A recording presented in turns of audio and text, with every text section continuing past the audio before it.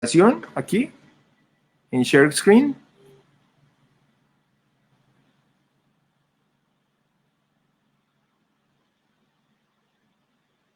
Sí, haz el intento ahí.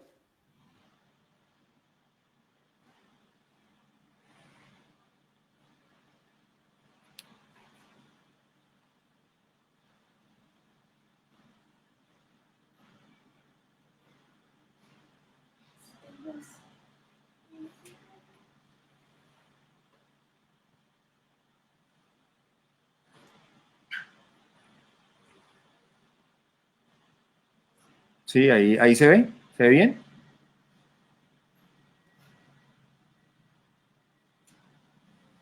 Sí se ve perfecto, Lucho, ya vamos a arrancar. Listo, gracias.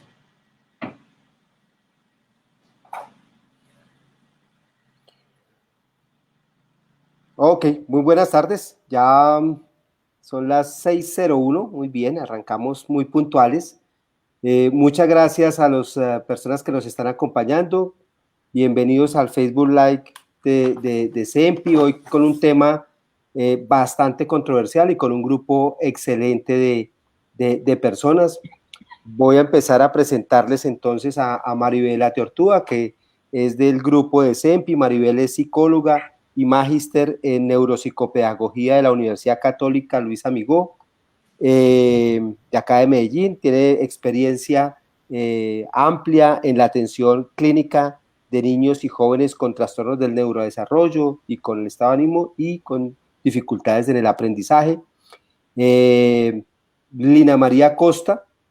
Lina es mamá de Mateo y de Tomás, dos excelentes chicos. Mateo tiene una discapacidad motora principalmente, es un chico con una capacidad de inteligencia excelente, pero tiene una discapacidad motora.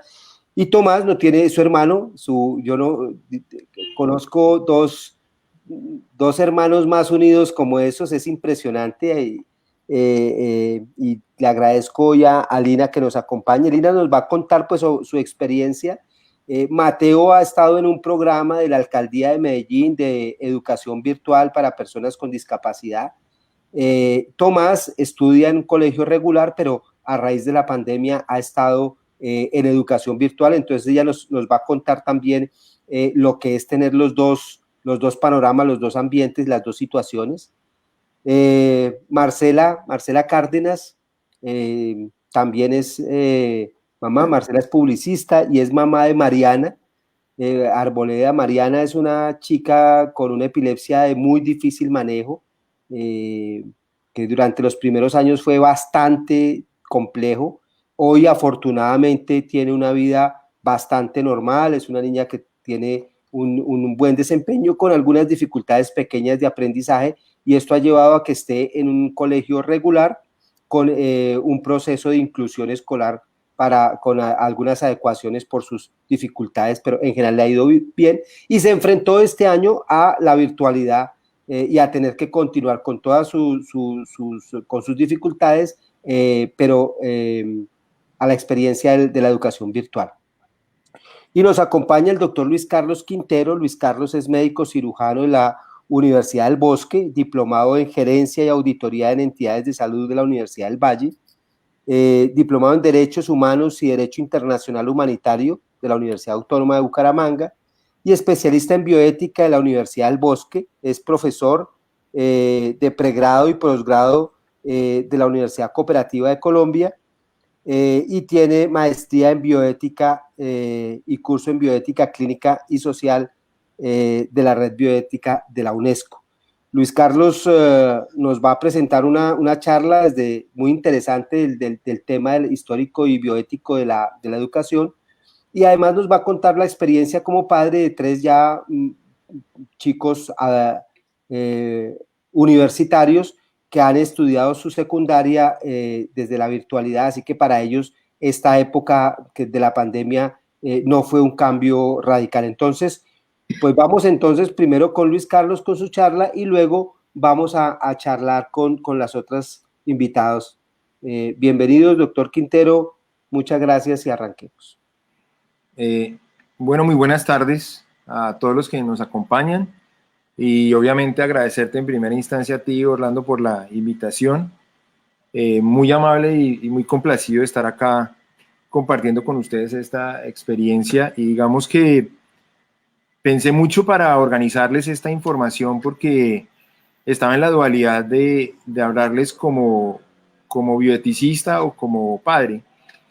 Y pues llegué a la conclusión que la idea era organizarlos de las dos perspectivas. Entonces, se los quise organizar desde unos conceptos básicos y luego les cuento un poco la experiencia como padre de lo que hemos vivido en educación virtual, que creo que es muy válida pues, por el tiempo que llevamos en este tema. Les prometo que es algo corto, pero pues es algo conceptual básicamente. No sé si ven bien ahí la pantalla. ¿Sí? Tú me dirás si se ve bien o no se ve bien. Debería verse bien. Bueno, entonces, aquí les pongo algo que, pues, digamos, yo pretendí diseñar esto desde algo muy personal, porque creo que es un tema muy humano, más que un tema técnico, es un tema humano. Y ustedes ven ahí al lado izquierdo de la diapositiva el pequeño Larousse ilustrado, y al lado ven la foto de un señor que es mi abuelo. Y este señor que ustedes ven ahí, él me regaló ese diccionario porque yo preguntaba muchas cosas y de tanta preguntadera, él me dijo, mire, aquí está su regalo, ahí están las respuestas. Y yo pienso que es el regalo más importante que he recibido, por lo menos en mi infancia, pues porque me permitió entrar en un mundo mágico que era el mundo de la información, el mundo de la informática en su momento, y ahí pues obviamente había muchas cosas. De hecho, esa foto la tomé ayer, o sea, esa foto es como está el libro ahora. Lo tengo aquí. Perdóname un segundo. Listo, muy bien. Ahora sí deben estar viendo la otra diapositiva. ¿Sí? Listo, entonces, qué pena que se los presente así, pero es que cuando uno lo pone en pantalla completa se pierde la información. Entonces, digamos que aquí lo que ustedes ven es lo que les decía, el texto del libro y la foto de mi abuelo que tuvo digamos, la capacidad de entender qué era lo que yo necesitaba y me regaló esto. ¿Por qué se los cuento? Pues porque aquí arranca todo un proceso de formación. Yo tenía 6 años cuando me regalaron esto. Y este es el original. O sea que ese libro que ustedes ven ahí tiene 46, 45 años. Tiene ese libro. O sea que es muy bueno y ha servido muchísimo. Ya, la verdad, ya no lo utilizo, pero es el consentido de la biblioteca. Y en ese orden, este libro fue el que abrió una expectativa desde una educación y desde una formación. ¿Sí? Ahora, lo que pasa hoy en las redes sociales es un poco esto. Y aquí traigo a colación a Umberto Eco, que es un filósofo y escritor italiano supremamente importante. Y se los colocó, y lo pensé mucho en colocarlo, pero quise colocarlo para que vean que lo virtual tiene muchos ámbitos, ¿sí? Y el ámbito de la educación virtual es uno de los ámbitos serios de la virtualidad y es uno de los ámbitos importantes de la virtualidad, ¿sí? Todo lo demás puede ser diferente. Y quería que lo vieran desde esa perspectiva porque me voy a concentrar en el ámbito positivo de esta perspectiva. Y todo parte un poco de esto, que es del conocimiento, ¿sí? Cuando uno habla de conocimiento, cuando uno dice, ¿qué consigo con la educación? No solamente adquiero conocimiento, sino también debo adquirir habilidades. Hoy hablamos de muchas cosas. Cuando nos ponemos a organizar los programas de educación en la universidad, entonces hablamos de competencias, del saber ser, del saber hacer. O sea, eso es súper complejo. Pero todo eso nos va a llevar a organizar un esquema de conocimiento.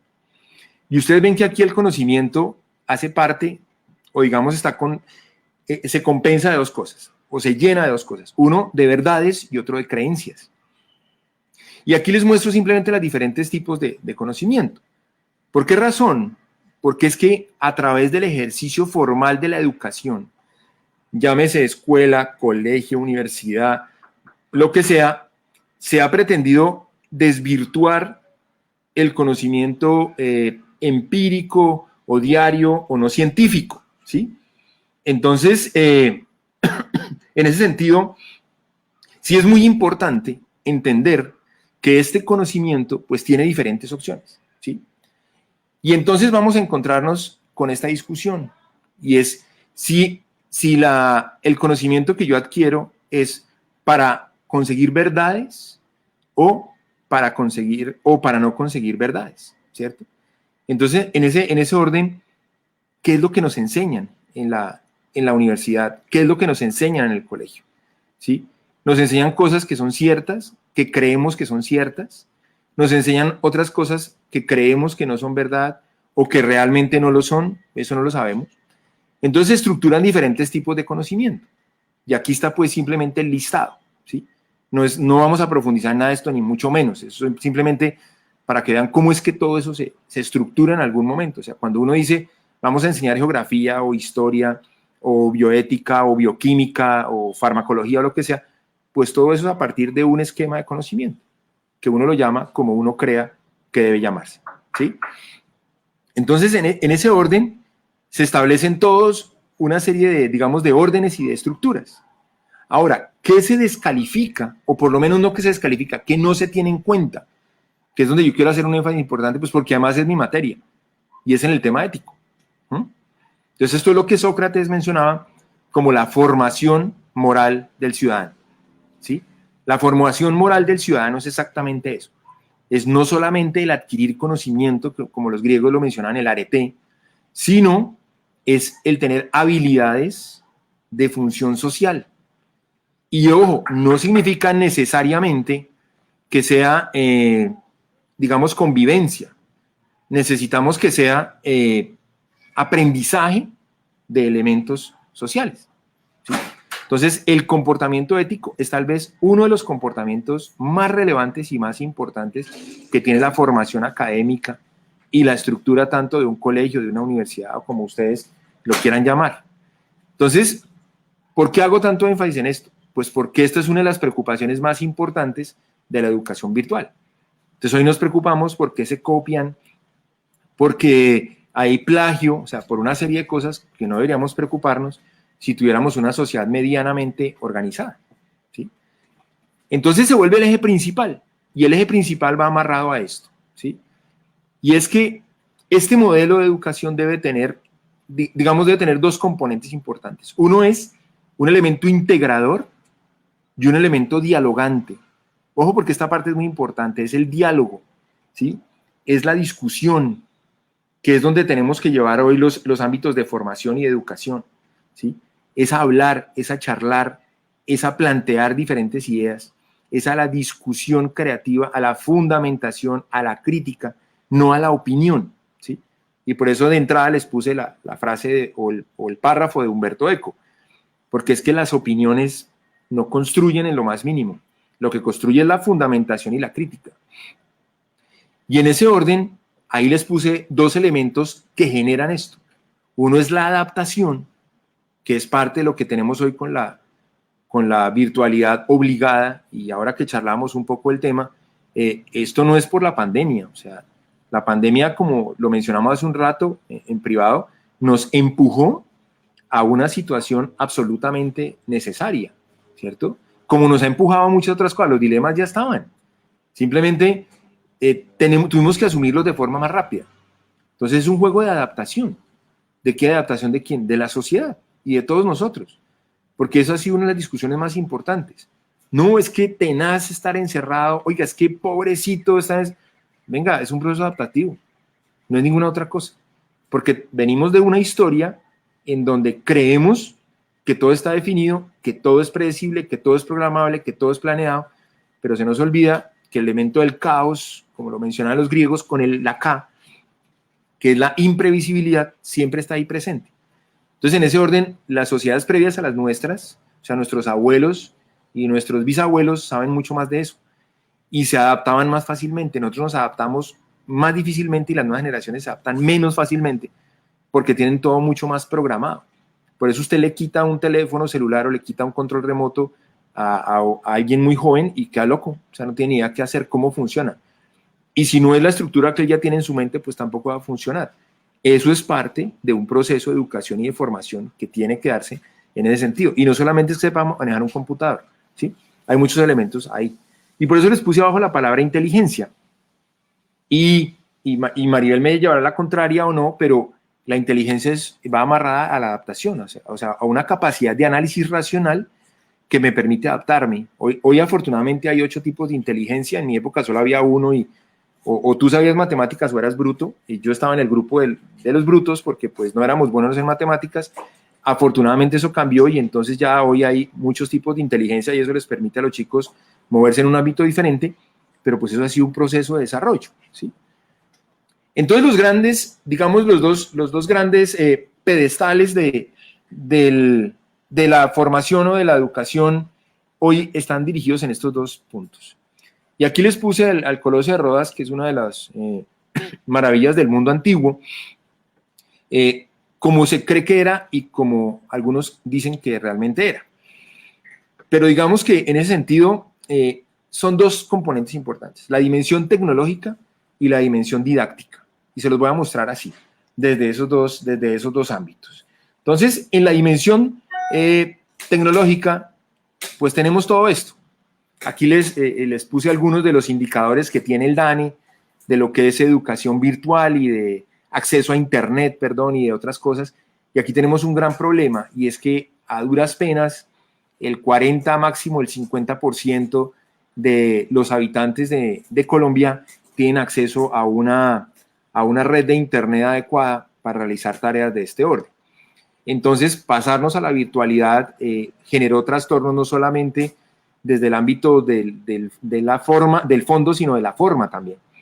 Entonces, no tenemos suficiente y todo lo que estaba desarrollado como Internet casero, pues era casero y se volvió laboral y eso generó unas cargas adicionales y pues bueno, es toda una dificultad. Eso simplemente son cifras, ustedes las encuentran en Internet. Pero yo dejé esta de última y esto en la presentación salía mucho más bonito, pero digamos que lo que muestra es que, si ustedes lo ven aquí, es el 64%, ¿sí? Y ese 64% es el promedio, ¿no? El total nacional. Y miren las áreas rurales con un 35%, ¿sí? Y las áreas urbanas con un 72%. O sea, está bien que nos pasemos a la virtualidad, no hay duda de eso, pero miren las deficiencias que tenemos. Entonces, no es tan simple como verlo, o digamos, como leemos la realidad desde nuestro ámbito, ¿cierto? Que pues uno lo lee desde el ámbito personal y uno dice, no, pues es que eso no tiene ningún problema, pues porque yo vivo en un sitio sin problema y otros lo viven desde una perspectiva sin problema. Eso es lo que se llaman valores subjetivos, ¿sí? O sea, yo leo la realidad desde mi visión particular, pero hay unos valores objetivos, que es la realidad en contexto, y hay unos valores institucionales, que es lo que el Estado o el gobierno debe hacer que funcione. Entonces, en esto pues estamos muy quedados. Entonces, de entrada, esta dimensión tecnológica está corta para el requerimiento que podemos tener a nivel nacional de algo más, ¿sí? Y luego tenemos, entonces, la dimensión didáctica. Y en la dimensión didáctica participan 2 individuos. El docente, en donde el docente, hace rato que venimos trabajando en esto, debe estar soportado en varios elementos que son diferentes. Y es que debemos ser motivadores, especialistas en el área, pero la información va a partir de ahí, o sea, es el elemento técnico. Pero debemos ser un soporte virtual, debemos ser organizadores de un proceso de ejercicio de pensamiento y algo muy importante es una guía. Por eso les puse aquí al final la eticidad. La eticidad se refiere al componente ético. La ética está definida como, bueno, hay muchas definiciones, pero la que a mí más me gusta son las normas sociales que conducen a conductas sociales. La ética es el gran ausente del siglo XXI, ¿sí? Y eso, digamos que ese es tema de otra reunión. O sea que trabajar en ética en un mundo como el nuestro, o por lo menos en una sociedad como la nuestra, es súper complejo. Pero digamos que en ese sentido, el docente tiene que tener ese compromiso ético que implica una integridad dentro de su gestión para que se transmita no solamente a sus compañeros, sino a sus alumnos, que en este caso son compañeros sociales. O sea que en ese sentido tiene que tener una validez súper importante. Y el estudiante tiene que trabajar mucho en autoformación. Y aquí simplemente es la manera de experiencia. Yo estudié en un colegio en donde yo entré al colegio en el año 72. Sí, yo tengo 53 años y entré en el año 72 al colegio Calasanz en Bogotá. Y en esa época estaban estrenando un modelo que era de autogestión del estudiante, era autoformativo. Entonces jugábamos con fichas. Y entonces, cuando digo jugábamos con fichas, es que a usted le dan una información y uno trabajaba sobre unas fichas de llenar, y pues eran un chico de 6, de 7 años, adquiriendo información de los diccionarios, de las enciclopedias, para llenar unos formatos, entonces era autoformativo, ¿sí? Hoy eso sería pues, mágico, con Google y otra cantidad de cosas, pues sería muy chévere. Bueno, no sé, tal vez sí, tal vez no, pero estaría dirigido un poco a eso. La disposición, que va un poco amarrada a la vocación, o sea, si realmente quieren o no quieren estudiar.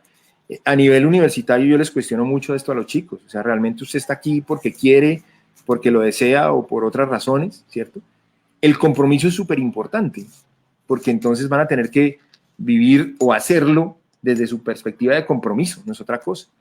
Se vuelve un autoevaluador cada uno de ellos en la medida que cada uno de ellos tiene que saber lo que está haciendo o no haciendo correctamente.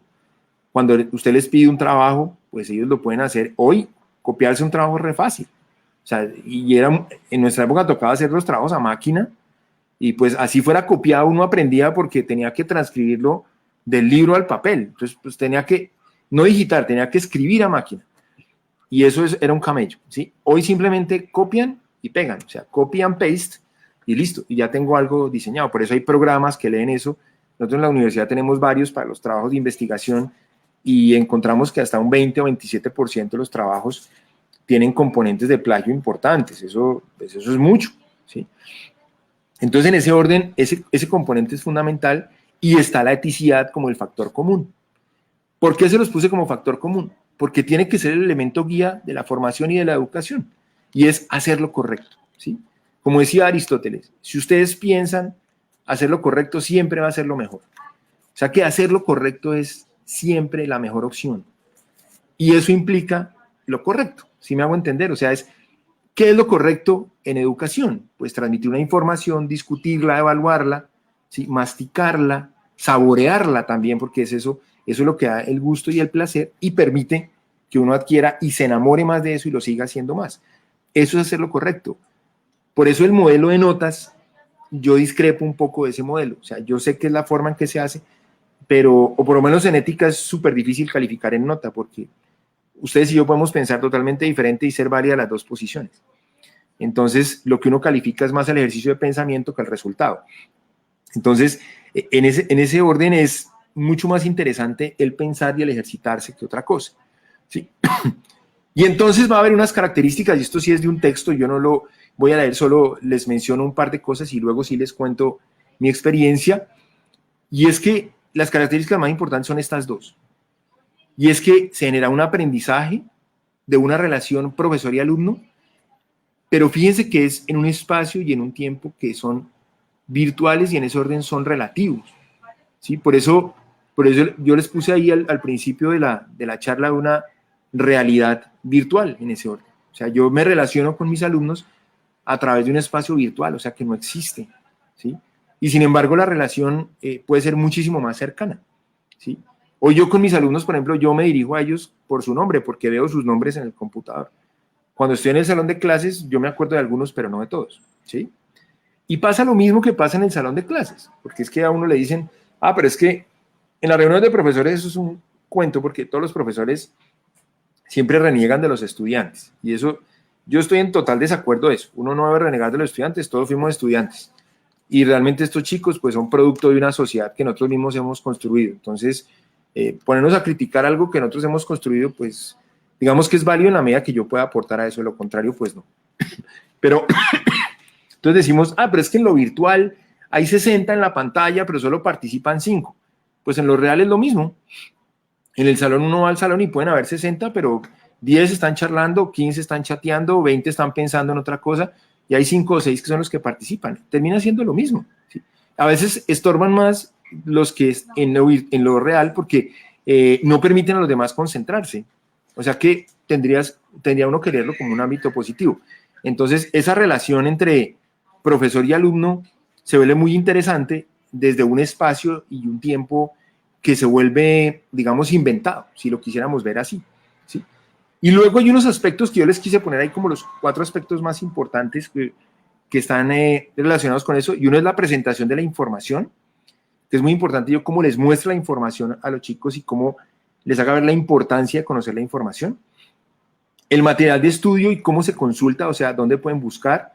Hoy tenemos muchos problemas con información que no es real, pero pues hay que aprender a moverse dentro de ese ámbito. Vuelvo al tema de la adaptación y la interacción entre el docente y el alumno que está dirigida no solamente al ámbito educativo, sino al ámbito de discusión. Y por último, el proceso propio de aprendizaje, que es súper importante. O sea, a mí lo que más me gusta de la educación virtual es que los chicos se vuelven gestores de su propia acción, ¿sí? Se vuelven gestores de su propia formación. Y aquí vuelvo a utilizar el componente socrático de la mayéutica, o sea, todos tenemos las soluciones a nuestros problemas, pero es más fácil pedírselas a alguien o preguntarle a alguien en lugar de poner nosotros el empeño en resolverlas, ¿sí? Estas otras dos cosas simplemente son algo que está en un artículo, no lo vamos a leer, no es el momento para hacerlo, simplemente es que hay unas ventajas importantes, pero de aquí, ¿qué creo que es importante? Pues los espacios de reflexión. Yo tengo una materia muy chévere que se llama Cine y Medicina. Antes nos gastábamos las 2 horas de la clase viendo la película, ahora nos gastamos las 2 horas discutiendo la película. Entonces es mucho mejor porque así los chicos durante la semana ven la película y nos reunimos es a discutir la película, no a verla. Entonces aprovechamos mucho más el tiempo. Y con el resto de materia estamos haciendo algo parecido. O sea, busquen esta información, léanla, revísenla y la discutimos. Entonces se vuelven espacios de más discusión, ¿cierto? Eso cuando tengo un contacto sincrónico, o sea, cuando nos reunimos a eso. También puede haber contactos asincrónicos, en donde les mando una información y ellos la revisan, la leen y la miran, ¿cierto? Pero en ese sentido también permite una actualización constante y una interacción que sea a través de foros, que a mí me parece súper importante porque además les podemos enseñar a hablar, a expresarse, a manejar las ideas, a manejar la ansiedad, la angustia, bueno, una cantidad de cosas. Problemas, pues sí, yo también creo que hay muchos, ahí están los que el artículo refiere. Para mí el problema más importante siempre va a ser la actitud de cualquiera, ¿cierto? La actitud para lo que sea es tal vez lo más relevante. Si usted no tiene actitud de estudiar, pues no estudie. Así yo lo esfuerce todo lo que quiera, nada, usted no estudia, ¿sí? La facilidad del fraude, por eso les puse en el escenario de la ética, creo que es el elemento clave para disminuir el impacto del fraude. O sea, yo no me copio porque no es correcto, no es porque no pueda, y eso pues es una diferencia importante y eso va a construir mejores personas necesariamente. O sea, yo no robo, no es porque me vean las cámaras, sino porque no es correcto. Entonces, haya o no cámaras, pues yo no cojo nada que no sea mío. Entonces, eso es un componente ético, ¿sí? Entonces, esa es la idea. Yo a los estudiantes les digo, por ejemplo, a algunos les envío el examen y les digo, mire, ahí les envío el examen por el WhatsApp, revísenlo y en 2 horas me lo devuelven. Yo sé que en 2 horas se pueden copiar y sin embargo yo tengo chicos que sacan 3.5, 3.2, 4, o sea, no se copian. Entonces, y yo discuto eso con los otros profesores, digo, ¿a mí por qué no se copian? No, pero es que, profe, es que a mí me interesa que ellos puedan evaluarlo desde otra perspectiva. Entonces, se vuelve muy interesante desde ese sentido.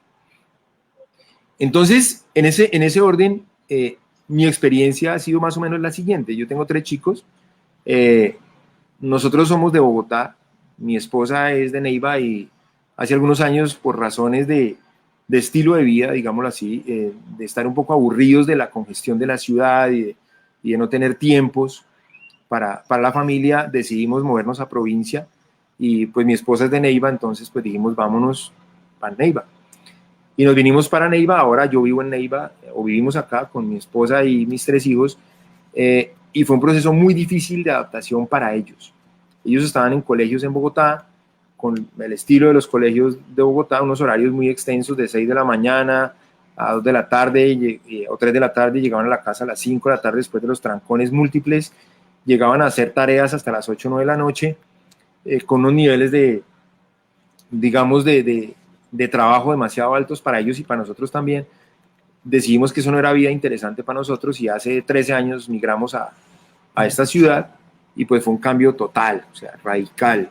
Aquí llegaron a hacer jornadas de mediodía, a no tener tantas tareas, pero no se adaptaron bien al ámbito escolar, sobre todo al ámbito del bachillerato, de secundaria pues.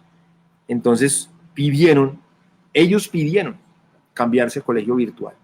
Nosotros lo pensamos mucho porque no teníamos claro, nadie estaba en colegio virtual, eso nadie hablaba de colegio virtual, y accedimos y buscamos colegios virtuales y encontramos un colegio virtual muy interesante en Risaralda, que su sede principal es allá, pero pues todo es virtual.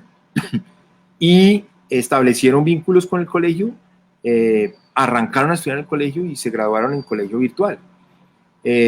Bueno, el grande pasó a universidad presencial, igual está en universidad presencial, ya terminó, sí, ya se graduó de Derecho, ya terminó Derecho. La segunda de nuestros hijos está estudiando en universidad virtual y ya se pasó, terminó colegio virtual y se pasó a universidad virtual, está en la Universidad Autónoma de Bucaramanga estudiando licenciatura en literatura, y por ahí quiere hacer otras cosas que pues obviamente ahí le genera un espacio interesante, y la más pequeña está estudiando publicidad pero en presencial. Pero a nivel escolar fue valioso, y fue valioso digamos que por muchas razones, pero aquí yo les puedo aportar lo siguiente como padre entendiendo esto. Les generó un mayor ámbito de individualidad que en mi opinión es interesante para la construcción de procesos de autonomía y de responsabilidad, ¿sí? Entonces pasan cosas como le dejan, tiene que leer esto para dentro de 10 días, punto. Pero nadie está encima diciéndole, ya leíste, ¿qué pasó? No, lo leen y tienen que presentar un trabajo o una evaluación y listo, y ya. Y segundo, se volvió mucho más útil el tiempo. Ellos mismos decían, mire, yo al colegio voy 8 horas y de las 8 horas paso 2 en recreo, otras tomando el pelo, otras aquí y allá. Finalmente estudiaban 1 hora o 2 horas. Aquí estudiaban mucho más, aprendían mucho más, revisaban mucho más, se volvieron expertos en buscar elementos propios. Entonces se volvió una situación bien interesante. ¿Qué es, digamos, cuál es la clave para mí? Pues que trabajan en centros especializados. O sea que hay colegios especializados en educación virtual, con muchos años de experiencia en esto. Entonces, para ellos no fue cogerlo presencial y adaptarlo a la virtualidad, sino ya venían desarrollados en ese orden, ¿sí? Ahora, una de las preocupaciones más importantes que todo el mundo nos decía, y con esto termino, es la socialización. Decían, venga, pero es que no socializan. Y listo, entonces yo por eso les escribo ahí en la diapositiva si es tan necesaria la socialización. A primera vista todo el mundo me va a decir que sí. Pues, pero claro, ¿cómo se le ocurre que no? Bueno, pues yo les pregunto, ¿ustedes qué tan sociables son? Porque es que ese es el otro punto. O sea, ¿cuántos amigos realmente uno tiene? Si uno lee sus amigos de Facebook, pues uno tiene 1000, ¿sí? Fácilmente. Y bueno, otros tendrán muchos más. Bueno, ¿cuántos con esos amigos usted comparte espacios y tiempos? No, le aseguro que no son más de 10, por mucho 20. Bueno, ¿y cuántos de esas personas son tan cercanas a usted para que usted se preocupe por ellos no sé, en festividades, en hablar para saber cómo están, cómo les ha ido con la pandemia? No sé, pero yo creo que no exceden los 10 personas. O sea que en ese orden, no estoy diciendo que no, por favor no me vayan a malinterpretar. Lo que quiero decir es que esa socialización, pues es cuestionable, ¿sí? No estoy diciendo que no, simplemente es para pensarlo. Los ejercicios de ética y de bioética son para pensar. Entonces, simplemente es pensarlo. O sea, es tan importante eso, es tan necesario. Claro, si usted lo ve que sí, bueno, listo, no hay problema. Pero realmente es así de constructor, porque es que con la virtualidad también nos hemos relacionado de otra manera y también podemos hacer una socialización desde otra perspectiva, ¿sí? Claro, eso depende mucho de la individualidad, ¿cierto? O sea, depende de cada uno, pero en ese sentido es más o menos lo que hemos vivido en ese orden. Yo soy un franco defensor de la virtualidad, creo que es una excelente estrategia que sin moverme de acá puedo estar en el mundo, pero también va muy de acuerdo con mi personalidad, entonces pues también hay que leerlo de esa manera. Pero sí creo que es un gran aporte para muchas personas y para utilizarlo como una gran estrategia. Entonces, en ese sentido, pues ya es tiempo como que los demás también aporten en algo y les doy esa información, se las quise traer desde esa perspectiva y bueno, muchas gracias nuevamente por el espacio y por permitirme contarles esto.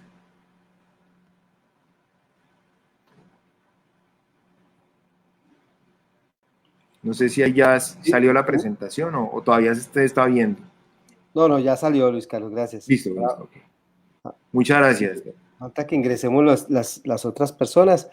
Muchísimas gracias, Luis Carlos.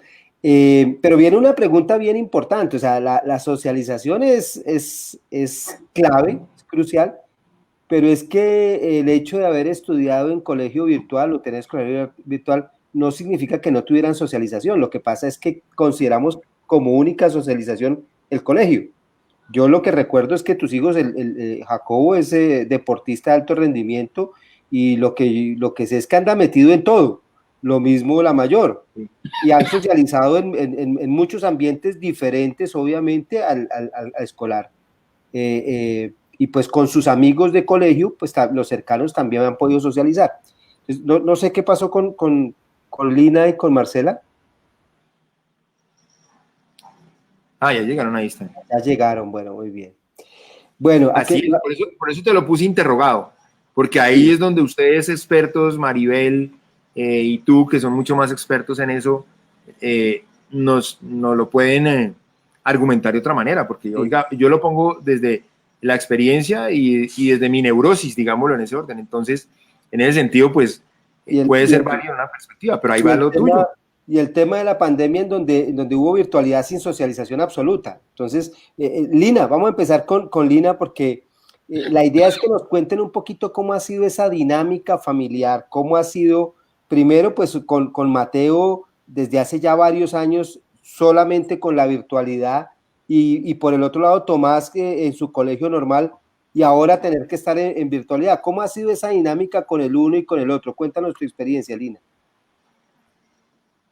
Bueno, buenas tardes para todos, agradeciéndoles pues como esta oportunidad que nos dan de estar en esta reunión. Sí, realmente Mate lleva varios años pues en el colegio virtual, esto no lo llevó la pandemia. Mate estudia en un colegio virtual que es de la Alcaldía de Medellín, la Secretaría de Educación y la Universidad Católica del Norte. Lleva aproximadamente 3 años en el colegio virtual. También tengo a Tomás, que obviamente por la pandemia, pues su presencialidad se convirtió en virtualidad. Son dos plataformas completamente diferentes, dos acompañamientos completamente diferentes, pero que han sido muy beneficiosos. Realmente el acompañamiento con Mate es muy diferente porque Mate, pues por su proceso, como en toda su dificultad motriz y todo eso, tiene uno que estar como un poquito más pendiente, pero a Tomás le ha beneficiado mucho porque siendo que con todas las dificultades que hemos tenido con Mate, se ha levantado de una forma más independiente, el colegio virtual le ha ayudado mucho a ser mucho más individual. El proceso de la socialización a mí no me preocupa en ninguna medida. ¿Por qué? Porque como decía el doctor Luis Carlos, hay una parte muy fundamental y es la personalidad. Entonces, ninguno de mis dos hijos son tan sociables. Entonces, eso no me preocupa. Ahí hay una parte fundamental y es que el colegio es en tiempo real. Entonces, es importante también entender eso. Entonces, ellos todo el tiempo se están viendo con sus compañeros y se están viendo con la profesora. Si el miedo es de pronto no es al contacto personal, esa parte presencial de que sea en tiempo real sí es importante. Ellos pueden visualizar a sus compañeros, cuánto ha sido el cambio, cómo les ha cambiado su voz, y eso también es una parte importante. Pero realmente la socialización la podemos vivir de otra forma, cuando van a una parte cultural, cuando van a un deporte, cuando hacemos reuniones familiares o ese tipo de situaciones, también es una forma de socialización. Y con Mate, por ejemplo, el colegio es un beneficio para nosotros porque el programa se llama Primaria Incluyente, se creó en el 2013, o sea que estamos hablando muchísimo antes de la pandemia, que es importante también traerlo pues como al caso, y se creó con la finalidad de que las personas que no tuvieran o que tuvieran mucha dificultad en desplazarse a los colegios, pues tuvieran la oportunidad también de estudiar. El programa les garantiza todo el conocimiento porque es netamente académico, o sea, no se trabaja de acuerdo a las habilidades del estudiante, sino que es netamente académico. Un estudiante que realmente no cumple con las competencias es un estudiante que no puede estar en el programa, entonces también es importante eso. El programa les ofrece todos los medios periféricos, es decir, les entrega un computador en modo de préstamo con un modem de internet, una línea de internet y todos los medios que necesiten. Por ejemplo, en este caso Mate tiene problemas visuales y problemas auditivos, entonces el programa le instala en el computador un programa, valga la redundancia, que se llama Magic, que es para ampliar el texto. También si necesitan un teclado más grande, también se lo proporcionan y así como esos tipos de alternativas, les dan todas las mediaciones curriculares, o sea, les adecúan todo para que ellos puedan estudiar. Entonces, en este momento tengo los dos ámbitos y me parecen muy importantes. En el caso de Mate, el lema es que ellos puedan, a finalizar su parte escolar, lleguen a ser tan individuales como cualquier otro chico. En este momento, pues, obviamente, Mate requiere más acompañamiento que Tommy, pero en los dos, pienso que es exactamente igual, se trabaja exactamente igual, el conocimiento es lo más importante.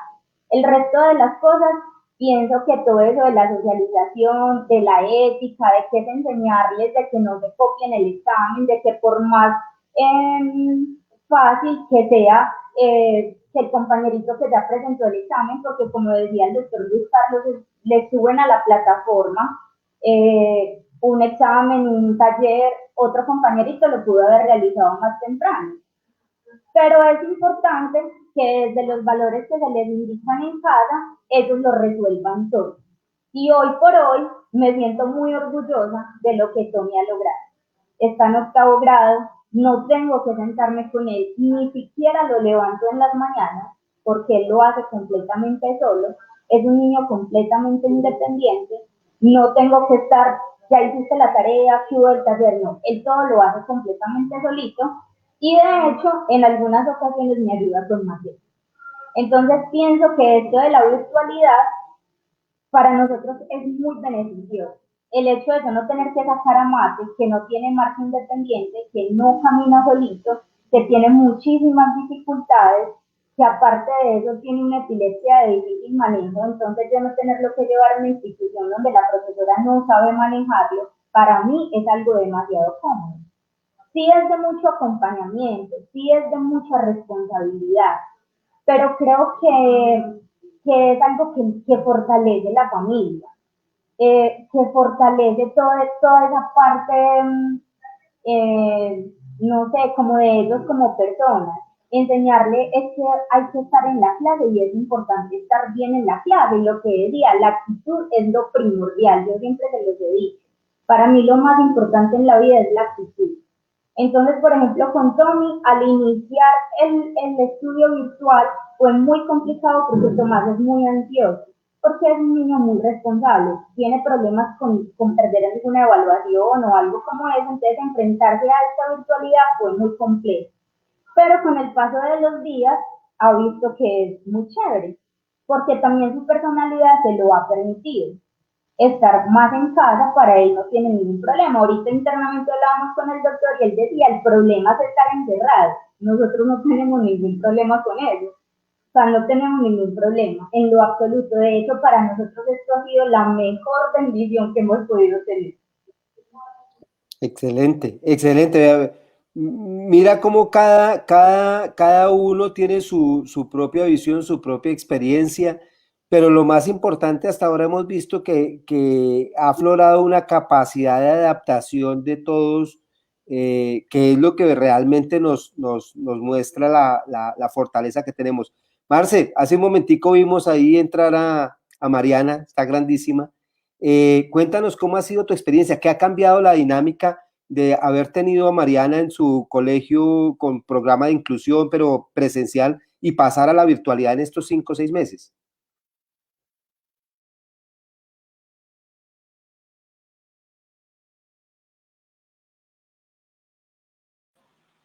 Marcela, abre tu micrófono. Marcela, abre tu micrófono. Listo. Buenas tardes para todos. Qué pena que hundí pero el dedo. Gracias por el espacio. Pienso que es un espacio importante para nosotros como mamás, que nos ha tocado otro rol. me remito un poquitico como a los comienzos cuando empecé a buscar la enseñanza para Mariana, como decía el doctor. Entonces Mariana con su condición, una niña normal, gracias a Dios, teniendo su condición, y Mariana nos convulsionaba mucho con las fiebres. Entonces yo busqué a los alrededores de donde vivo varios como preescolares que me llenaran como esa necesidad de que fuera normal, pero que tampoco fuera como tan rígido como ha sido por la enseñanza que a todos nos ha tocado. Encontré Pachamama, una guardería de metodología Waldorf, y me encantó porque era al ritmo de los niños, al ritmo de ellos, de no forzarlos, y cada uno tiene como sus capacidades, unos tienen unas fortalezas en unas materias, otros en otras. Entonces, excelente pues ese paso por Pachamama. Ya cuando seguimos para primaria, quedaba como la duda porque Isol de Chavarría, que es de hematología, otros colegios estaban en la Estrella, muy lejos, y yo decía, una convulsión de Mariana, nosotros acá por la Bella Burra, por la Castellana, y correr hacia la Estrella, que se nos puede demorar unos 50 minutos, una hora, pues yo decía, no, no chiflamos. Lo mismo, empecé a mirar como colegios, me encontré con el Colombo Venezolano de la Universidad Adventista, excelente colegio. Era un reto porque era un colegio con la educación normal, pero me quedaba cerquita, campestre, me gustaban sus principios, también me gustan sus principios también cristianos, y mixto. Bueno, y cuando fui, o sea, muy abiertos de como la condición de la niña, entró ella de inclusión, y ¿qué vi yo? Que Mariana, obviamente, por su medicación y por su condición, su ritmo es un poco más lento que los otros niños. Por ejemplo, en matemáticas le va súper bien, pero para escribir tiene la mano muy, hace mucha fuerza, se demora, para copiar también, pero bueno, los profesores lo entendían, nos daban como más tiempo. Y ahora con la virtualidad, pienso que el colegio en poco tiempo lo hizo muy bien, porque ellos tienen pues el apoyo de la universidad, y que empezaron con la plataforma es muy amena para los niños, para uno como papá, que también al principio nos tocaba ir a la par con ellos a aprender, igual que los profesores, que vimos que Mariana mejoró mucho las notas, porque al estar conectada, entonces los profesores, las clases son más cortas, les dan el tema, entonces pueden terminarlo. Muchas de las cosas los profesores son pendientes que los chicos lo estén haciendo en clase, pero si no alcanzaron a terminar, les dan media horita más, o dicen, este trabajo pueden hacerlo, lo entregar mañana y ponerlo en la plataforma que tiene pues como plazo 2 o 3 días. Entonces, rico, lo que hablaba ahorita Lina, socializan ellos mismos ahí, algo que pasó como al principio, ya no pasa tanto, pero entonces entre ellas mismas crearon grupos de WhatsApp, entonces estaban por las tardes a hacer las tareas, cuando estábamos pues, totalmente encerrados, entonces ellos mismos buscan la forma, como de integrarse, como estar ahí. ¿Qué he visto con los talleres o con exámenes en línea? Lo que decía ahorita el doctor, Mariana de estos días les pusieron uno de biología, estaban con el átomo, con la molécula, y la profesora, cojan las notas, cojan el cuaderno, y todo así con las notas y con el cuaderno, muchos perdían o no lo sacaban 5, teniendo el cuaderno la persona, por lo mismo, porque las preguntas son que un poquito más de que ellos analicen y piensen. Entonces, ahí está, pues yo había notado como otras cositas, por ejemplo, con respecto a mí, con la condición y con Mariana, yo siempre era muy temerosa cuando alguien tuviera gripa en el salón. Por lo mismo, digo, ay, gripa, fiebre, convulsión, clínica, bueno, entonces, listo. Ahora yo me siento feliz, tranquila, porque estamos aquí guardaditos. Y sí, Mariana obviamente está más grande y obviamente ha mejorado mucho en cuanto a que ya no se aguanta más y no se contagia pues como fácil, pero yo estoy mucho más tranquila en la parte pues como virtual. En cuanto a, le dan tiempo pues para realizar las actividades, se las colocan en la plataforma, ellos los pueden imprimir, los profesores les dan más tiempo. Yo pienso que es duro para los profesores, pero que ellos también se han adaptado, pero que muchos niños han mejorado mucho. Los que eran los mejores ya no son los mejores. Mariana ha ocupado el segundo, creo que también va a ocupar un buen puesto, y Mariana no ocupaba sus puestos tan altos, le iban bien, la decían por su esfuerzo y por de todo. Obviamente para mí, que estoy con ella y yo dejé la hora para ese acompañamiento, por ejemplo, por las tardes, puede que se nos vaya más tiempo, o sea, conectadas por la mañana y por la tarde en ese acompañamiento que ella se demora más, pero igual lo está haciendo y digo, está haciendo eso, yo también le doy sus descansos. Otro punto de eso, por ejemplo, ellos tienen el descanso, Mariana tiene su primer descanso, se conectan a las 6:30 y a las 9:15 tienen un descanso hasta casi a las 10. Salimos acá a la villa donde nosotros vivimos, hay muchos árboles, las mascotas, entonces salimos con ella, con la perrita, ella corre, juega con la perrita, vemos los pájaros, las ardillas, entonces yo trato de que cambie para que pueda pues seguir como con su aprendizaje. También ella ve un rato televisión y como todo eso, yo pienso que por las tardes también los niños uno tiene que hacer lo mismo, están estudiando, darles como su tiempo de recreo, pero también si hay mucho estudio, hay que hacerlo. Entonces yo pienso que para mí es feliz. Y otras cositas, pues que yo el año entrante no quiero volver a presencial, no sé, ya en el colegio están preguntando, en la entrega en otra profesora, quiénes van a contar con nosotros, entonces hace 2 meses creo que fue que el gobierno dijo que ponía en los colegios pues ya reciben los chicos. El colegio hizo una encuesta y el 85% de los papás dijimos que no. Entonces, todo este año nos vamos así.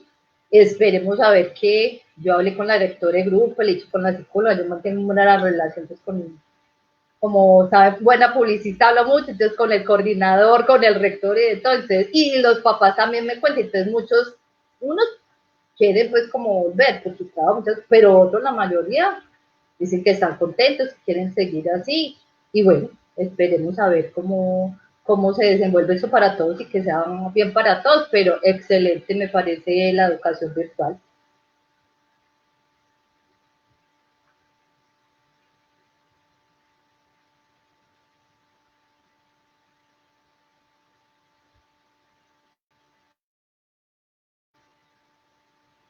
Ok, perdón. Que mucho del no regreso también es miedo que tienen los padres, o sea, muchos están con miedo que por el virus, que etcétera, pero también lo que vemos con Lina y con Marcela es que esto está generando una serie de estrategias en la familia, más allá del ambiente escolar. Antes éramos como que lo que hicieran los profesores y en la casa nos desentendíamos y esto nos ha obligado a cambiar. Pero el manejo de la emocionalidad también es importante porque a algunos les ha ido muy bien, pero a otros les ha ido muy mal. Maribel, cuéntanos cómo las familias están mucho sin estrategias, con angustia. ¿Qué podemos hacer? ¿Qué tips pueden tener para manejar con los chicos que la virtualidad no les ha favorecido, que les está yendo mal? Como dice Marcela, el que era el primero ya no es el primero porque no se adaptó. ¿Qué hacemos para manejar esa dificultad de emocionalidad y a algunos que sí les ha dado muy duro el aislamiento? Muy buenas noches para todos, muchas gracias por la invitación. Efectivamente, me gustaría resaltar 4 aspectos, por ejemplo, en el área familiar, la emocionalidad, la expresión emocional del cuidador es muy importante. Entonces, si por ejemplo mamá está pasando por una crisis ansiosa, por una crisis depresiva, por una situación de duelo, porque esta también es una pérdida en la que nosotros antes podíamos hacer ciertas actividades de las que ahora no tenemos ese privilegio, es un cambio y ahora está muy de moda la palabra reinventarnos. Entonces, cuando el cuidador está con esta emocionalidad flor de piel, esto pudiera generar un impacto significativo en el niño. Entonces hay que revisar muy bien nosotras cómo estamos expresando esta emoción para el niño, qué espacios estamos teniendo para expresar lo que sentimos, porque no está bien tampoco irnos hacia el otro extremo en que siempre nos tenga que ver el niño completamente felices o que siempre nos tenga que ver el niño con una situación estresante, porque obviamente en algunos casos a nivel clínico me ha tocado que las mamás deben asumir una carga académica bastante considerable. Entonces, ir regulando este tipo de cosas, expresándolo, teniendo espacios para hacer ejercicios de respiración, ejercicios en donde tengamos oportunidades de dispersarnos, no solo focalizarnos en lo académico es bastante importante.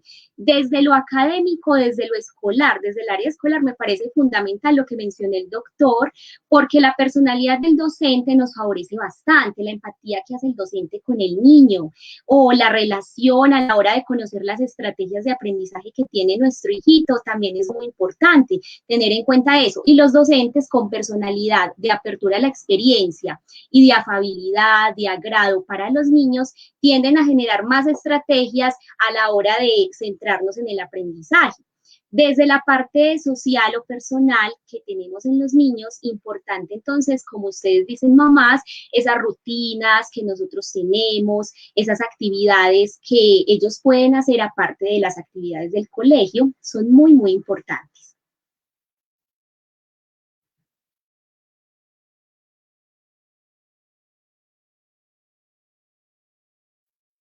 Excelente, Maribel, muchas gracias. Luis Carlos, ¿tú crees que pasado este COVID, en qué va a cambiar la educación?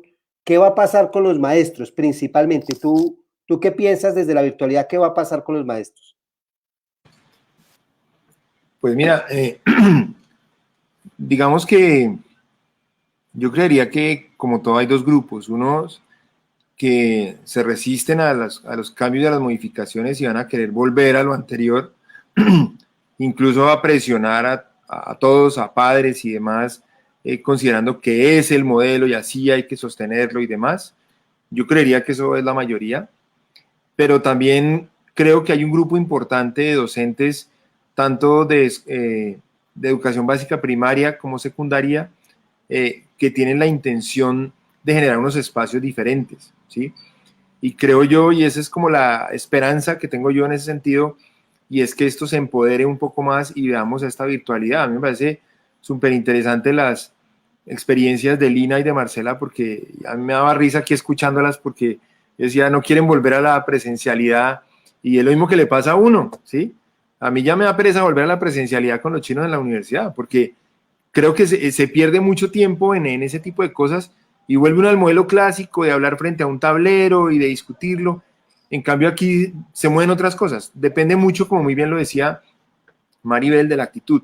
Pero yo creo que vamos a tener como esos dos grupos. Uno que va a querer devolverse a lo que ya estaba antes y por eso están presionando para que volvamos otra vez y la presencialidad y todo el rollo. Afortunadamente los padres se han empoderado bien, creo que eso es importante para decir, no, un momento, o sea, y no es un tema ni siquiera de seguridad biológica, sino es un tema de que, oiga, esto ha funcionado bien y podemos seguir avanzando en este tema aprendiendo cosas nuevas. Y yo esperaría que otro grupo que fuera mucho más poderoso empezara a potencializar esto. Si lo potencializan, yo creo que eso va a ser mágico porque podemos hacer una gran cantidad de cosas con la virtualidad. Es una herramienta, en mi opinión, fabulosa si se le da el manejo. También hay otros que entonces pretenden satanizar todo lo tecnológico y devolvernos a lo mismo de siempre, al cuaderno, ¿sí? Que no está mal, pero es complementario, ¿sí? Y se vuelve muy interesante, pero yo creo que eso va a pasar, vamos a tener como dos grupos en ese orden. Espero que los segundos puedan propender por eso, o podamos propender por eso. A mí me gusta mucho más lo virtual. Ojo, me parece chévere entonces la alternancia también, donde uno pudiera estar en un espacio físico, el que quiera estar ahí, pues está ahí, y el que no, pues puede estar en su casa, yo no tengo ningún problema. Me parece interesante, incluso así, se ve muy chévere, y después tendremos que hacerlo con hologramas y otra cantidad de cosas. Eso es lo que debe pasar en 50 años o en 100 años, no sé, cómo avance esto. Correcto. Y precisamente este periodo de transición nos va a llevar a eso, porque mira que los colegios que van a reiniciar, pues tienen que reiniciar con una cantidad, un número de estudiantes menor, así que van a estar en esa alternancia entre la presencialidad y la virtualidad. Lina, sin duda para Mateo ha sido una ayuda espectacular, y es una de las dificultades que tenemos con la mayoría de los chicos que tienen algún grado de discapacidad. Es muy triste, como nos mostraba el doctor Luis Carlos, que en la provincia, o sea, en el 70% de nuestro país, ni siquiera los chicos que no tienen dificultades tienen buen acceso. ¿Qué tal los que tienen dificultades? O sea, ese es lo más triste. Cuéntanos un poquito más de ese modelo de colegio, de pronto para los que nos están viendo, cómo pueden acceder. Ojalá todos los chicos, no solamente de Medellín, sino de otros municipios, del departamento y de todos los departamentos tuvieran esa posibilidad. Y mira que están en un proyecto estudiando en Medellín, con la Secretaría de Educación de Medellín, pero apoyados por una universidad de otra ciudad que tiene mucha experiencia. Cuéntanos un poquito cómo es ese modelo. Bueno, realmente en la forma en la que Mate está estudiando es solamente en el municipio de Medellín y sus corregimientos, pero la Universidad Católica del Norte maneja otra alternativa que es el cibercolegio. En esa parte el cibercolegio es obviamente privado, pero también en los comentarios les vamos a dejar toda la información para las personas que nos están viendo. Y si no es tu caso, por ejemplo, pero conoces a alguna persona que tenga determinada discapacidad o un diagnóstico diferente y no pueda asistir al colegio, pues retroaliméntalo. Es importante que el colegio se haga conocer porque realmente es muy beneficioso. Tienen todas las adecuaciones curriculares y así como ha sido de gran bendición para nosotros queremos que también sea de bendición para otros chicos. De hecho, en CEMPI tenemos varios niños estudiando en el programa de primaria incluyente. Ha sido muy bonito el proceso. Sí es de mucho acompañamiento, como lo dije ahorita, pero es muy valioso. Es muy valioso. De hecho, tenemos muchas familias donde los cuidadores son abuelos o bisabuelas que no tuvieron un grado de escolaridad y se pueden escolarizar con los chicos que están en el programa, no porque los incluyan directamente, sino que el chico está aprendiendo todo el proceso de lectoescritura y el abuelo, el bisabuelo, el cuidador que no tuvo ese grado de escolaridad se pega tanto del programa que puede aprender y logra hacerlo. Entonces eso es una parte también muy bonita y son testimonios muy lindos de personas que hemos conocido. Entonces en los comentarios les vamos a dejar toda la información, cómo pueden llamar, cómo pueden comunicarse. En este momento contamos con 190 cupos desde el grado primero hasta el grado 10º, donde se estudia de 8 de la mañana a 12 del mediodía y de 2 de la tarde a 4 de la tarde, donde en esos horarios pues tienen un descanso. Tienen un descanso a las 10 de la mañana y de 12 a 2 de la tarde tienen como las horas de las noches. En el grado primaria solamente tienen una maestra y en los grados ya de secundaria tienen 4 maestros. Entonces realmente todo este proceso es muy bonito, a nosotros nos ha ayudado muchísimo. Cuentan no solamente con su maestra, que aparte de la virtualidad va una vez a la semana o de acuerdo a como el estudiante lo necesite, va 45 minutos a su casa para reforzarle algunos temas o evaluar el proceso como tal. Y también cuentan con una mediadora pedagógica que es una maestra especializada pues en educación especial que trabaja con ellos todas las habilidades como de aprendizaje, todo lo que es la memoria, la concentración, todo ese tipo de cosas. Entonces el programa es muy bonito. También hay chicos que necesitan acompañamiento psicológico o las familias completas necesitan acompañamiento psicológico y también lo tenemos. Entonces, lo que necesiten, de cualquier forma, ahí estarán en los comentarios, pues como todas las alternativas que tienen para ingresar o los que quieran ingresar a través del cibercolegio, que es ya particular, lo pueden hacer y cualquier cosa que necesiten, pues acá estamos.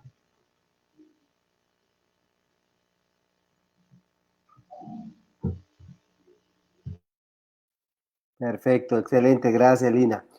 Maribel, ¿qué más nos aportas antes de que hagamos una ronda ahí de conclusiones? Por supuesto, definitivamente me gustaría considerar la parte del componente emocional, que ustedes han mencionado bastante, por ejemplo, el componente de la motivación.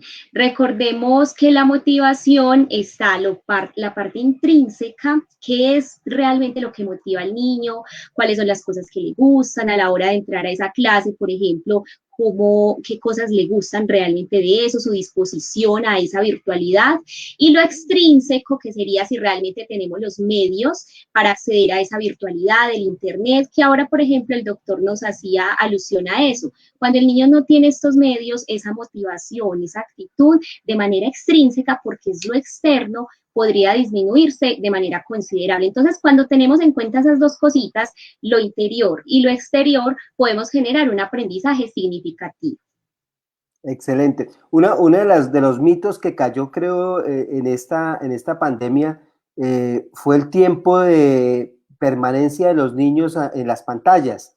¿Y de qué edad? No, que es que desde los 5, que los 10, que los niños de mayores de 12, que los 8, una cantidad de conceptos. Me acuerdo de la Asociación Americana de Pediatría, de todas las asociaciones médicas, empezaron a sacar desde hace varios años como sus reglas en donde el niño no podía permanecer tanto tiempo. Y resulta que llegó un virus y nos puso a todos, desde el preescolar en adelante, a chupar pantalla 5 o 6 horas y los profesores a reinventarse todo el tiempo. Bueno, entonces han caído muchos mitos.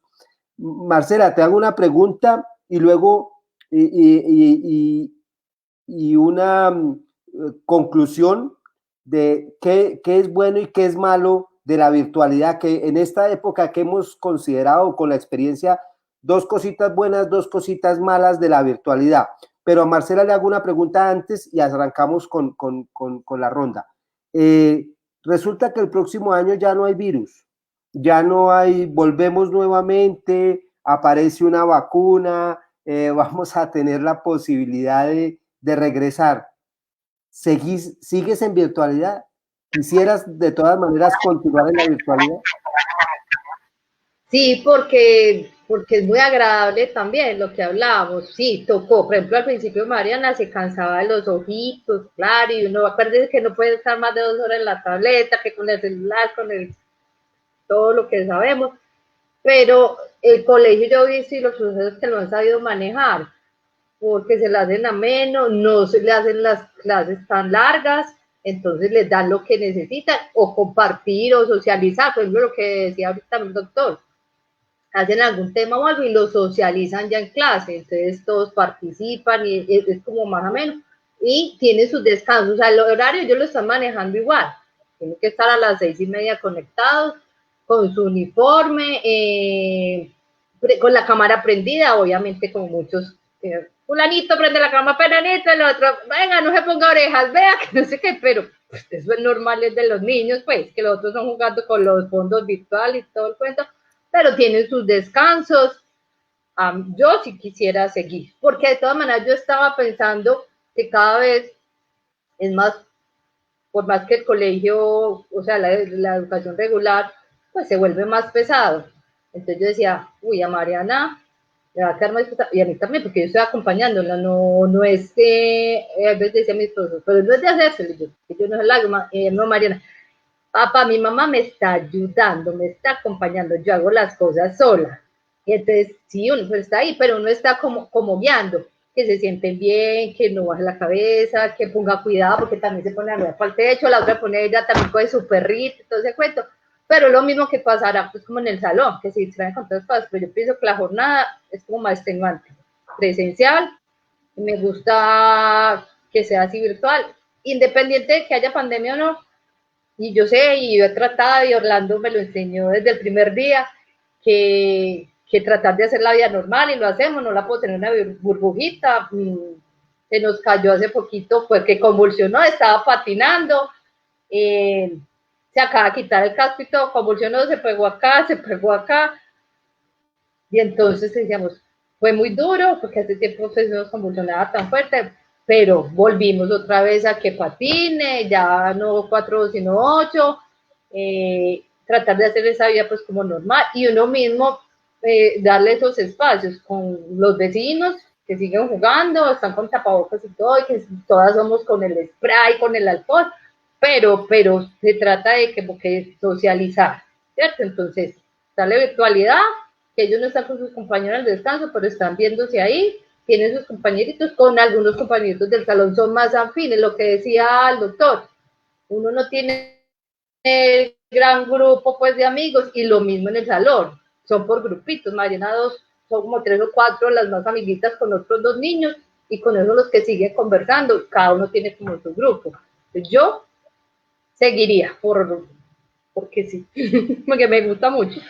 Es que la virtualidad es otra realidad. Ya lo que nos demostró es que la virtualidad ya es otra realidad, pero no todo es bueno y en estos meses ha habido unos cambios y una evolución, pero ha habido dificultades grandes. Cosas malas, cuéntenme cosas malas de la virtualidad que ustedes crean que es para mejorar, obviamente, son cosas que no es para quitarnos la virtualidad o la educación virtual, sino que debe mejorar. Marcela, luego Lina, vamos con Maribel y cerramos con Luis Carlos. Cosas malas de la virtualidad. No sé, yo me le hice como malo, no. Pues de pronto que estén mucho rato ahí como sentados, o sea, lo que pueda afectar, entonces como sí, la misma pantalla, lo que hemos hablado con los niños con epilepsia, pues obviamente todo esto, las luces, todo lo que genera pues como una pantalla, sería eso, pero entonces dice, o es una cosa o la otra, pero pues, así nos tocó y nos tocó adoptar, ¿no es cierto? Entonces, lo que he visto en cursos mayores, no sé acá, pues que he escuchado, que se meten ya los niños grandes a meterse y a poner cosas, y todo que eso están, entonces son los profesores ahí encima y sacando todo el mundo. De pronto eso ya nos tocará, porque lo que decía, ya yo estoy con una preadolescente, vamos al otro año, que casi todos vienen pues desde primerito juntos, podría ser algo que sí, que ya es controlable el colegio, pues, más que todo yo pienso es de un poquito del sedentarismo, que yo trato pues de que no, de jugar con ella, de jugar acá, que tenga, por ejemplo, el Inder, Mariana le encanta el fútbol, y ella estaba con el Inder en clases de fútbol sala, y el Inder, excelente, o sea, 2 veces por semana se conectaba por Zoom, y entonces Gustavo y yo también nos conectábamos, entonces hacíamos ¿saben? Familia el ejercicio. Entonces mira que antes involucró más como a la familia pues ahí haciendo el ejercicio y la niña se estaba obviamente moviendo, porque en la parte del ejercicio no, en los descansos sí juegan mucho ellos, eso extraño, como de jugar, de saltar, no sé cuánto, pero bueno, Volveremos adaptarnos. Volveremos entonces a ese tipo de actividades en el INDER y sus actividades extraclase común y corriente, pero bueno, muy válido. Lina, cosas malas de la virtualidad, ¿qué le cambiarías tanto a la virtualidad de Mateo como a la virtualidad de Tomás, que son diferentes?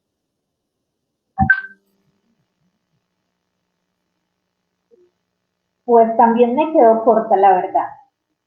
De pronto, esa parte de estar mucho tiempo pegados como a la pantalla era, entre comillas, porque se volvió prácticamente ya como un mito.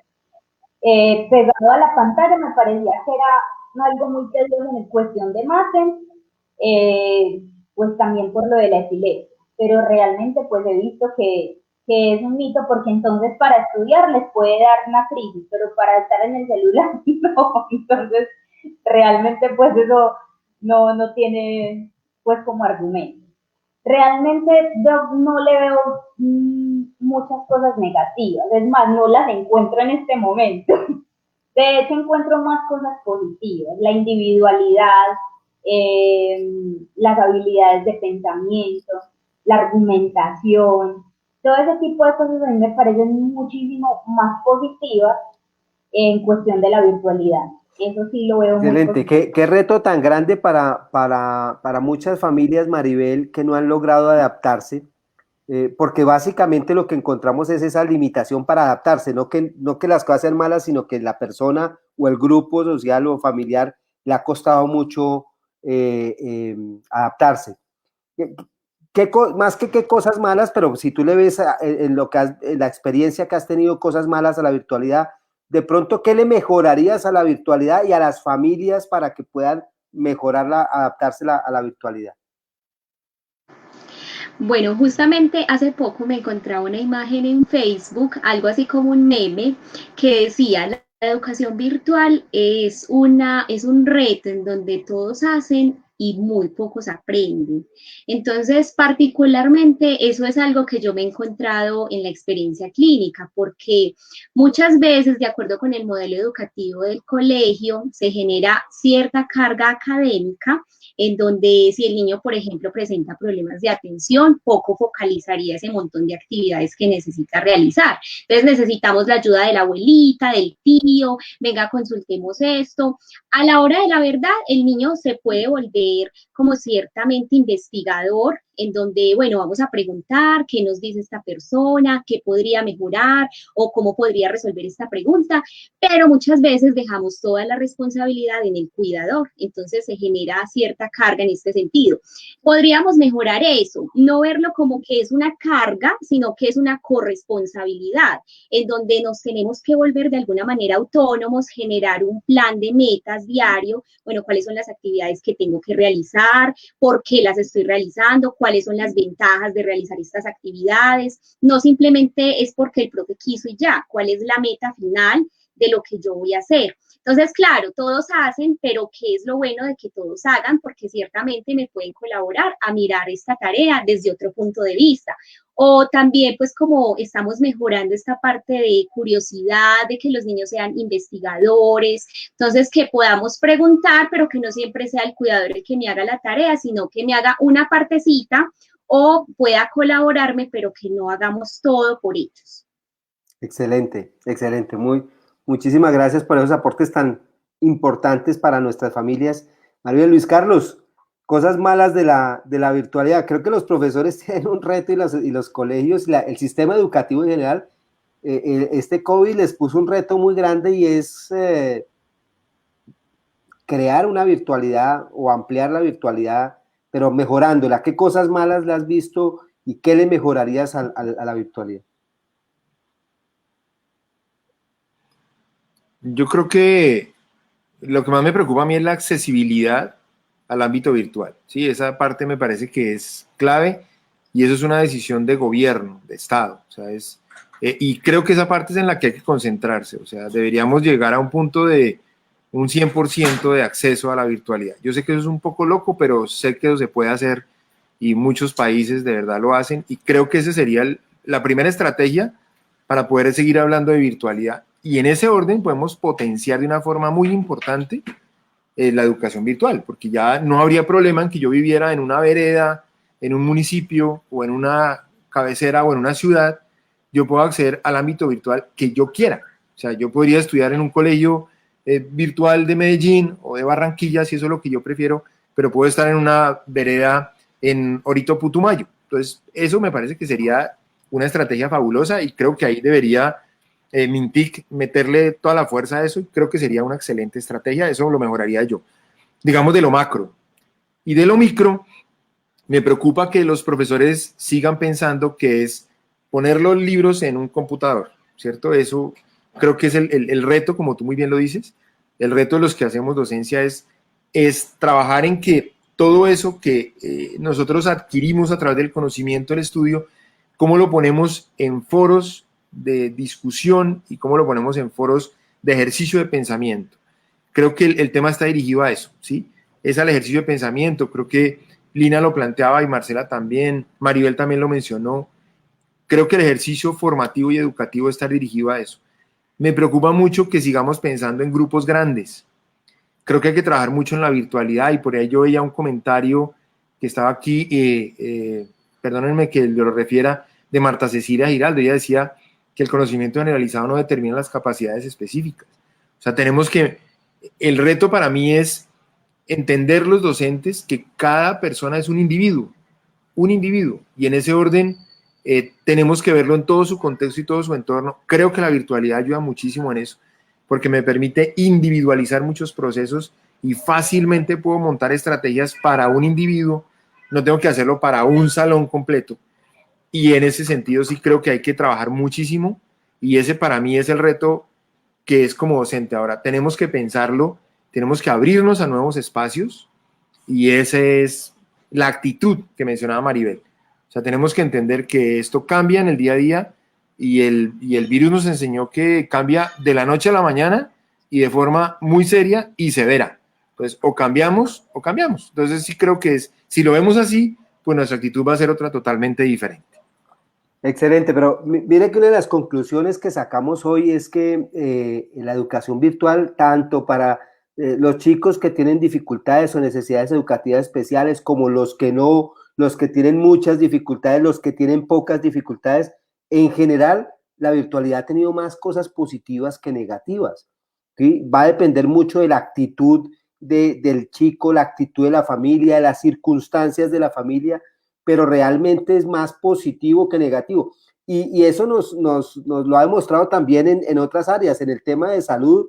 La posibilidad de hacer consulta virtual al principio era muy harta, pero lo que dice Luis Carlos, que una persona de una vereda tenga acceso y no tenga que desplazarse 5 horas para una consulta de media hora en donde era solamente una fórmula o algo más complejo, pero hemos aprendido. Así que lo que tenemos es muchas cosas por mejorar, no por regresar y echar para atrás. Me parece que sería lo más tonto que podríamos hacer, y esto nos puso el reto de mejorar, idear estrategias para mejorar. Y en la educación, ni se diga, esta pandemia que nos obligó a la virtualidad, creo que nos hizo un favor, obviamente, pues más allá del tema de salud y las dificultades de salud de mucha gente, pero desde el punto de vista educativo nos puso un reto, que algo que hay que abonarle también a los profesores es que la gran mayoría han enfrentado la situación como un reto y lo han ido resolviendo con la mayoría de chicos. O sea, no le han sacado el cuerpo, como dice Luis Carlos, hay un grupo como en toda la vida, pero la mayoría de colegios y la mayoría de profesores y de docentes han asumido ese reto y esa responsabilidad, y creo que hay que aplaudirles también ese mérito. 7:21, nos extendimos bastante, pero fue un tema fascinante. La charla de Luis Carlos y la participación de todas fue muy buena. Les agradezco a todos la participación, a Maribel, Lina, Marcela, Luis Carlos. Creo que más adelante vamos a hacer otro espacio parecido, porque tenemos que hacer un antes, un intermedio y uno más adelante para ver cómo nos está yendo con este tema. Los invitamos para el próximo Facebook Live, que es en 15 días. Vamos a hablar de trastornos de integración sensorial en las diferentes etapas de la vida. Ayer y hoy tuvimos precisamente dos casos. Hoy me llamaba mucho la atención un niño de 18 meses con un diagnóstico de autismo, que además es muy complejo. Obviamente sabemos que debemos hacerlo lo más temprano posible, pero realmente lo que tienen es un trastorno de integración sensorial, y a veces uno cae en la angustia de diagnosticar poco es malo, sobrediagnosticar también, y diagnosticar errado es más grave también. Entonces vamos a hablar de trastornos de integración sensorial. Los invitamos a todos cordialmente, a los que nos están escuchando, y nuevamente muchas gracias a todos y que tengan buena noche. Muchas gracias. Que estén muy bien. Gracias, Marcela, un gusto. Gracias.